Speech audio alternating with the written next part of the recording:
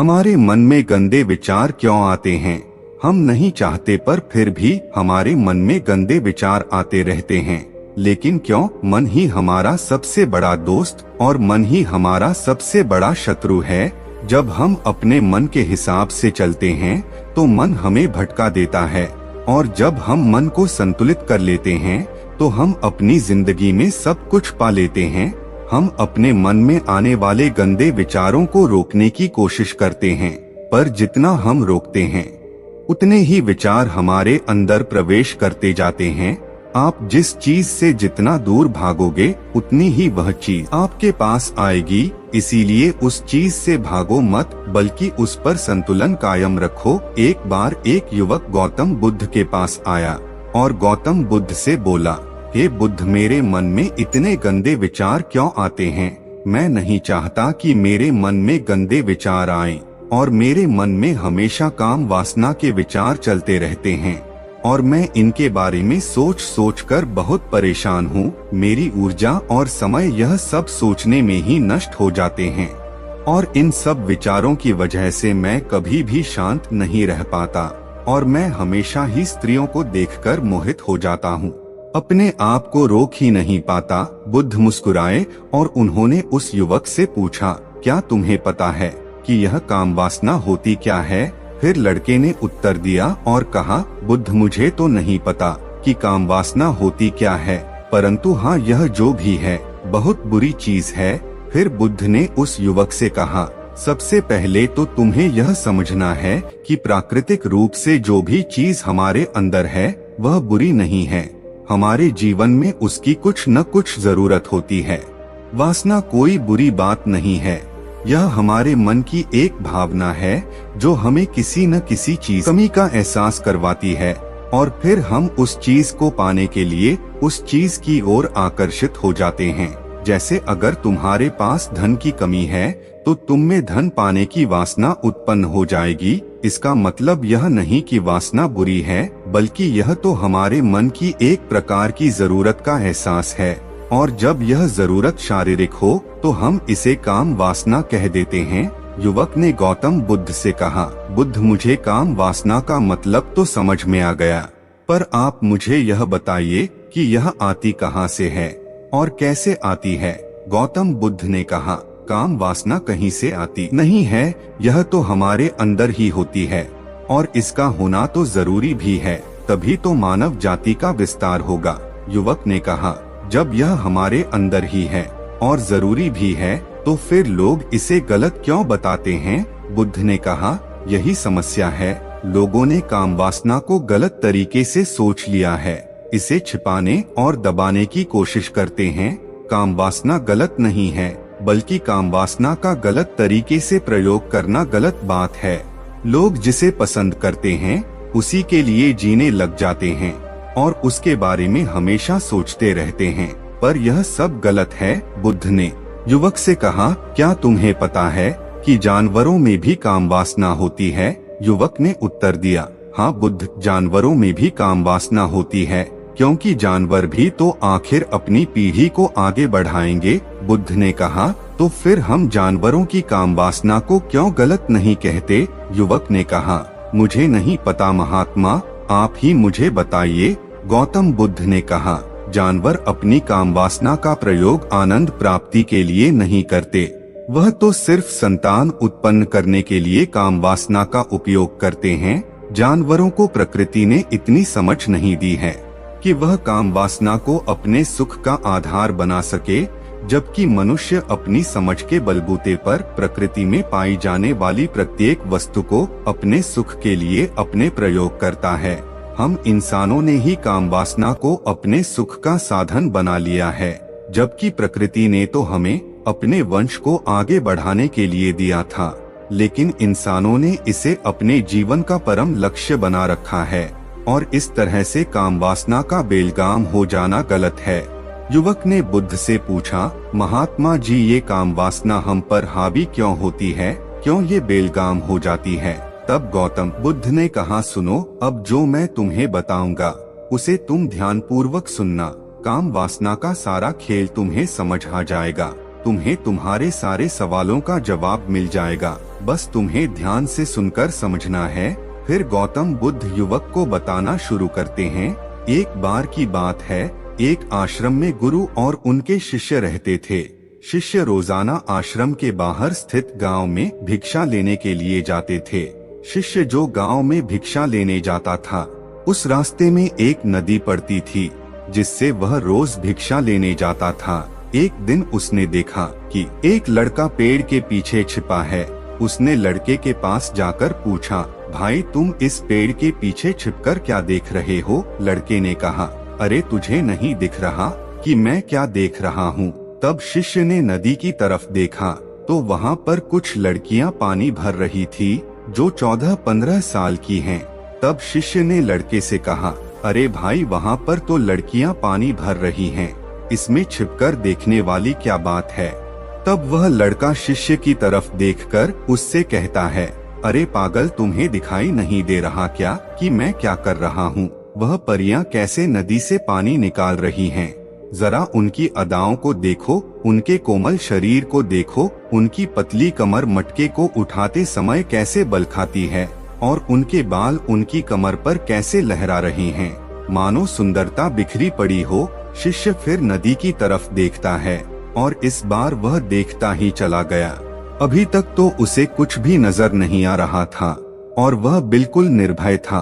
उसे किसी बात का कोई डर नहीं था, लेकिन अब वह छुपने लगा और उन लड़कियों को देखने लगा जैसे उसने कोई अपराध कर दिया हो। और जब वह छुपकर उन लड़कियों को देख रहा था, तभी वह अंदर से कांप गया और उसने कहा कि यह मैं क्या कर रहा हूँ? मैं जो भी कर रहा हूँ वह सही नहीं है, मुझे यहाँ से चले जाना चाहिए। और फिर वह जल्दी से वहाँ से चला जाता है। फिर वह आश्रम पहुँच जाता है। आश्रम जाकर वह अपने कार्यों में लग गया, लेकिन जो अभी वह देखकर आया था, वही उसकी आंखों के सामने बार बार आ रहा था। उसके मन में वही दृश्य चल रहा था। उसका मन वही सब कुछ देखने के लिए ललचा रहा था। उसका किसी भी काम में मन नहीं लग रहा था।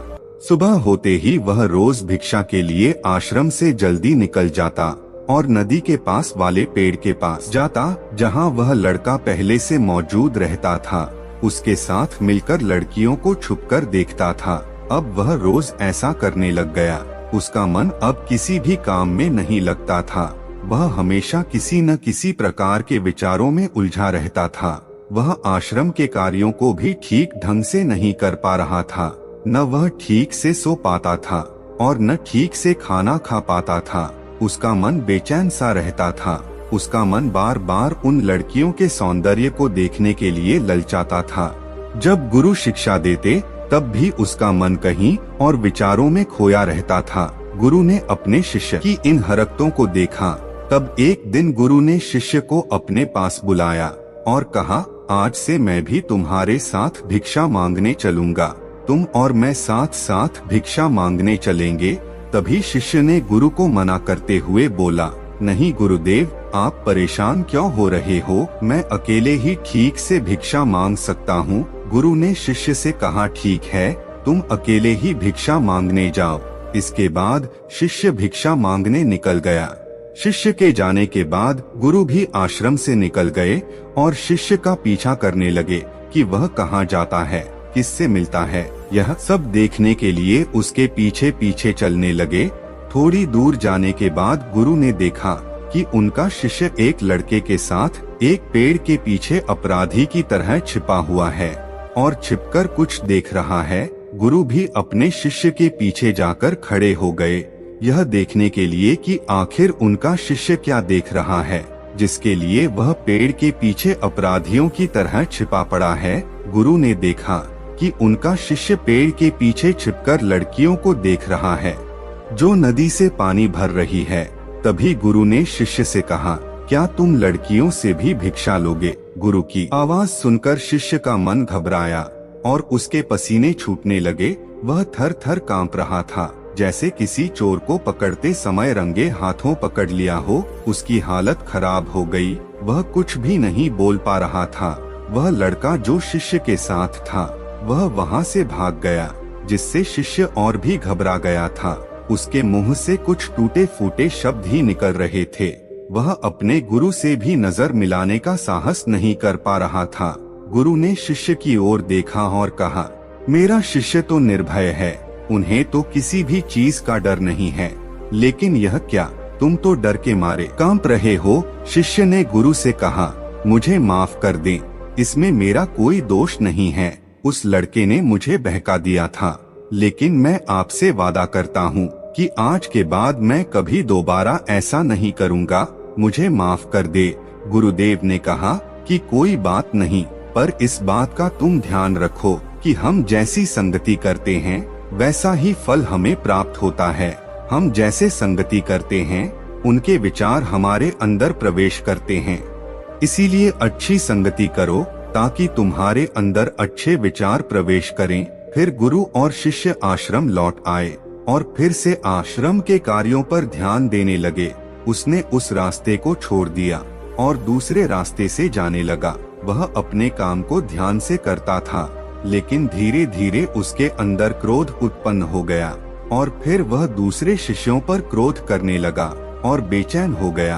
अब वह सही समय पर भोजन भी नहीं करता था, वह भोजन भी बहुत कम खाता था। एक रात गुरु शिष्य के पास आए और उससे बोले, तुमने मुझसे वादा किया था कि तुम अपना मन नियंत्रण में रखोगे।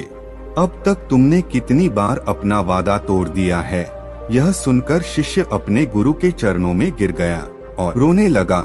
रोते रोते ही उसने गुरु से कहा कि गुरुदेव, मैं कई बार अपना वादा तोड़ चुका हूँ, फिर वादा कर लेता हूँ, लेकिन हर बार मैं वादा तोड़ देता हूँ। मेरा मन मेरे नियंत्रण में है ही नहीं। मैं बहुत कोशिश करता हूँ कि मैं अपने मन से सारे बुरे विचारों को निकाल दूं, लेकिन मैं चाहकर भी ऐसा नहीं कर पा रहा हूँ। फिर गुरु ने शिष्य को कहा, चलो मेरे साथ। गुरु शिष्य को आश्रम के बगीचे में लेकर गए और शिष्य से कहा, देखो यहाँ पर कुछ नालियाँ बनी हुई है जिससे नदी का पानी इन पौधों तक आ रहा है और यह पानी निरंतर बहाव से आ रहा है। क्या तुम इस पानी के बहाव को रोक सकते हो? शिष्य ने कहा, हाँ गुरुदेव, मैं इस बहाव को रोक सकता हूँ। फिर शिष्य ने मिट्टी उठाकर उस नाले के छोर पर डाल दिया। वह पानी थोड़ी देर के लिए रुक गया और फिर थोड़ी देर बाद उस रेत के ऊपर से पानी आने लगा। गुरु ने शिष्य से कहा, अरे यह क्या, यह पानी तो रुका ही नहीं। फिर से उसने कुछ कंकड़ पत्थर उठाकर उसे नाली में डाल दिया और फिर थोड़ी देर के लिए पानी रुक गया, लेकिन फिर थोड़ी देर बाद ही उन कंकड़ पत्थरों के ऊपर से पानी निकल आया। गुरु ने कहा, शिष्य, यह क्या हुआ? पानी तो फिर से आ गया। तुम तो बोल रहे थे कि तुम इसे रोक दोगे। क्या हम किसी चीज को पूरी तरह से रोक सकते हैं? तब शिष्य ने कहा, कोई बात नहीं गुरुदेव, मैं इस पानी को तो रोककर आपको दिखाऊंगा। फिर वह एक बड़ा सा पत्थर लेकर आया और उसे नाली पर डाल दिया और पानी रुक गया। तब शिष्य ने गुरु से कहा, देखा गुरुदेव, मैंने कहा था ना कि पानी को मैं रोक दूंगा। मैंने पानी को रोक दिखाया। आपकी बात मैंने पूरी कर दी है। गुरु मुस्कुराए और बोले, अच्छा जरा ध्यान से देखो, पानी रुक गया है क्या? वह तो पीछे की नाली तोड़कर बाहर आ गया और अगल बगल से बह रहा है। और ध्यान से देखो, इस पत्थर के आगे भी आ गया और यह पानी अपना रास्ता बदलकर फिर से आगे की तरफ बह जाएगा। फिर थोड़ी देर बाद ऐसा ही हुआ। फिर गुरु ने शिष्य को समझाया, तुम्हारे साथ भी तो ऐसा ही चल रहा है। तुम बार बार प्रयास कर रहे हो, बड़े से बड़ा प्रयास कर रहे हो, पर हर बार तुम्हारा प्रयास टूट रहा है और यह हमेशा टूटता ही रहेगा।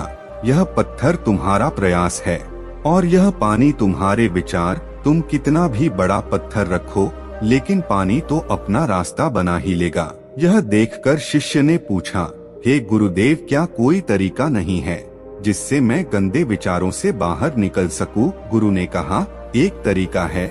यह पानी जिस नदी से आ रहा है, तुम वहाँ से इस पानी का रास्ता ही बदल सकते हो। गुरु शिष्य को एक नदी के पास ले गए जहाँ से उस बगीचे में पानी आ रहा था। गुरु ने शिष्य से कहा, वो पानी इसी नदी से जा रहा है। अगर हम यहीं से उसका रास्ता बंद कर दें जहाँ से पानी बगीचे में जा रहा है, तो क्या हम उस पानी को रोक नहीं सकते? शिष्य ने कहा, हाँ गुरुदेव, अवश्य ऐसा हो सकता है। मैं इस पानी को यहीं से बंद कर देता हूँ, तब आगे की नाली में पानी जाएगा ही नहीं और फिर बगीचे में भी पानी नहीं जाएगा। फिर गुरु ने कहा, शिष्य, अगर पानी बगीचे में नहीं जाएगा तो पेड़ पौधों को पानी कहाँ से मिलेगा? उन पेड़ पौधों को तो पानी की आवश्यकता है।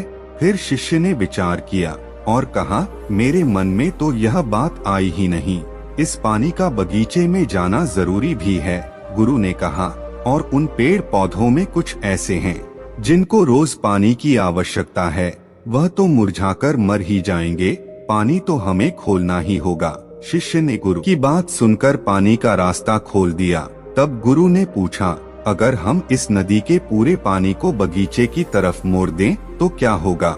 शिष्य ने उत्तर दिया, गुरुदेव, वहाँ पर जितने भी पेड़ पौधे हैं वह सब गलकर नष्ट हो जाएंगे और वहाँ पर कुछ नहीं बचेगा। गुरु मुस्कुराए और बोले, तुम इस बात को समझो, हमें किसी भी चीज को रोकना नहीं है, बस हमें संतुलन बनाए रखना है। कम पानी से भी पौधे नष्ट होते हैं और ज्यादा पानी से भी पौधे नष्ट होते हैं। हमारा जीवन संतुलन से ही चलता है। गुरु ने शिष्य से कहा, अगर मैं तुम्हें कुछ कहूँ कि तुम आम के बारे में मत सोचो, तो तुम्हारे मन में सबसे पहले किसका चित्र आएगा? शिष्य ने बोला, गुरुदेव, मेरे मन में तो पहला चित्र आम का ही आएगा। गुरु ने कहा, जब हम गंदे विचारों को जबरदस्ती रोकने का प्रयास करते हैं तो वे और भी मजबूती से हमारे अंदर प्रवेश करते हैं, इसीलिए हमें उन्हें कभी भी दबाने की कोशिश नहीं करनी चाहिए। फिर गुरु ने शिष्य को कहा, हमारे गंदे विचार बुरे लोगों की संगति करने की वजह से भी आते हैं। कभी कभी कामुकता हमारे अंदर होती नहीं है, लेकिन कुछ अश्लील लोगों के साथ रहने की वजह से यह हमारे अंदर हावी हो जाती है। फिर शिष्य ने कहा, गुरुदेव, आप सही कह रहे हैं, मैं अपने मार्ग से भटक गया था। फिर वह शिष्य उस रात बहुत ही चैन की नींद सोया। सुबह अपने कार्यों को पूरे मन से किया और फिर सुबह वह भिक्षा लेने के लिए उसी रास्ते से गया जहां वह लड़का आज भी पेड़ के पीछे छुपकर उन लड़कियों को देख रहा था। वह शिष्य उसी नदी पर गया जहां वह लड़कियां पानी भर रही थी। उसने उन लड़कियों से पानी मांगा और उन लड़कियों में से एक लड़की ने उसे पानी पिलाया और उसने शिष्य के चरण छुए। शिष्य ने उसे आशीर्वाद दिया कि तुम्हारा कल्याण हो, जिससे कि मानसिकता सकारात्मक ऊर्जा से भर जाए। उसके चेहरे पर मुस्कान आ गई थी, जैसे कि उसे कुछ खोया हुआ वापस मिल गया। वह वापस अपने रास्ते से जाने लगा। तभी पीछे से वह लड़का आ गया जो पेड़ के पीछे छुपा हुआ था। वह शिष्य के पास आया और बोला, क्या बात है, आज तो तुमने नजदीक से दर्शन कर लिए, तुम तो मुझसे भी आगे निकल गए। तब शिष्य ने कहा, हम हमेशा दूसरों के दर्शन करने में ही व्यस्त रहते हैं, अपने दर्शन कर ही नहीं पाते। तुम कब तक इस पेड़ के पीछे छुपते रहोगे? किसी को पसंद कर लो, उसे बोल दो। अगर वह भी तुम्हें पसंद करती है तो शादी कर लो और उससे पहले तुम कुछ बन जाओ। अपने आप को पहचान लो, ऐसे अपना समय बर्बाद मत करो। फिर वह लड़का रोज उस शिष्य से मिलने लगा और उसने लड़के को नदी पर न जाने के लिए प्रेरित किया और फिर वह लड़का अपने जीवन में कुछ बनने के लिए संघर्ष करने लगा। तो तुमने देखा कि संगति का असर क्या होता है। अपनी संगति बदलो, अपने विचार बदलो। गुरु ने शिष्य से पूछा, क्या तुम्हें अपने सभी सवालों का उत्तर मिल गया?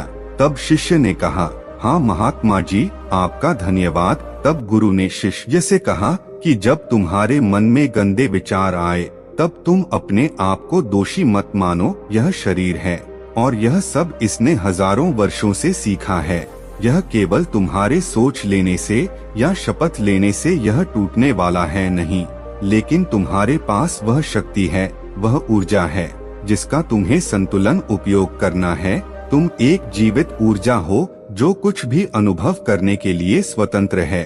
इसीलिए तुम अपने आप को पहचानो। इस कहानी से हमें यह सीख मिलती है कि हमारे विचारों का महत्व कितना अधिक होता है। हमारे विचार ही हमारे भविष्य की दिशा को निर्धारित करते हैं। हमें सकारात्मक विचारों को अपने मन में पूरी शक्ति के साथ अपनाना चाहिए ताकि हम सही दिशा में आगे बढ़ सकें। दोस्तों, यह कहानी आपको कैसी लगी हमें कमेंट करके जरूर बताइए और ऐसी ही जानकारी के वीडियो देखने के लिए हमारे चैनल को सब्सक्राइब कर लें। धन्यवाद।